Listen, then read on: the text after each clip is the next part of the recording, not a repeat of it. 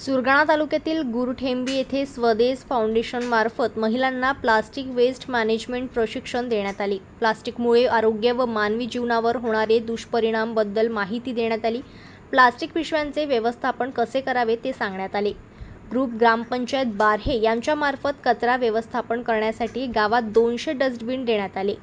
जय बजरंगबली गाव विकास समिती गुरठेंबी यांच्या मार्फत गावातील प्रत्येक घरी एक मोगऱ्याचे रोपे भेट देण्यात आले। यापुढे प्लास्टिक पिशव्यांचा वापर न करण्याची शपथ घेतली।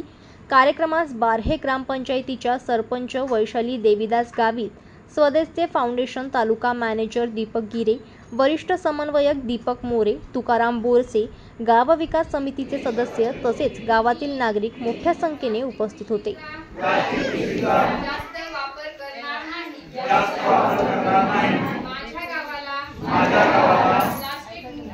जनमत लाईव्ह न्यूजसाठी बोरगाव मधून लक्ष्मण बागुल यांची रिपोर्ट।